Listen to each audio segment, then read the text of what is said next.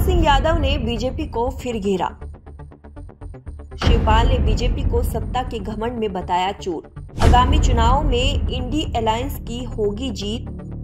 BJP वाले लोकतंत्र और संविधान को नहीं मानते।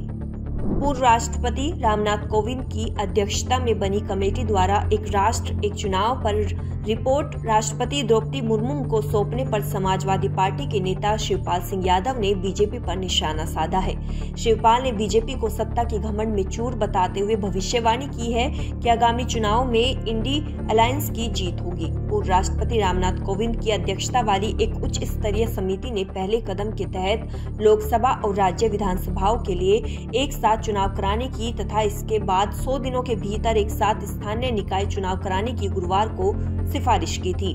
समाजवादी पार्टी के नेता और उत्तर प्रदेश के पूर्व कैबिनेट मंत्री शिवपाल सिंह यादव ने कहा कि बीजेपी की सरकार सत्ता में है तो घमंड में है और ये कुछ भी कर सकती है। लोकतंत्र और संविधान को मानते नहीं है। ये सत्ता में रहने के लिए कुछ भी कर सकते हैं। इनको हमारा इंडिया गठबंधन और सपा ही सत्ता से हटाने का काम करेगी।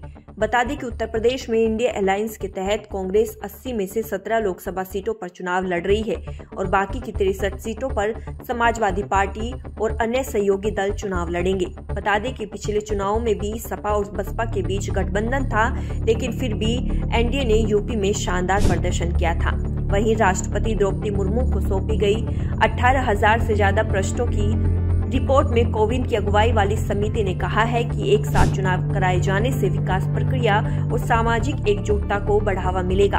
विधि आयोग भी एक साथ चुनाव विषय पर जल्द ही अपनी रिपोर्ट जारी कर सकता है। सूत्रों ने बताया कि विधि आयोग 2029 से सरकार के सभी 3 स्तरों लोकसभा, राज्य विधानसभाओं और नगर पालिकाओं और स्थानीय निकायों के लिए एक साथ चुनाव कराने और सदन के त्रिशंकु होने या अविश्वास प्रस्ताव जैसे मामलों में एकता सरकार के प्रावधान की सिफारिश करता है।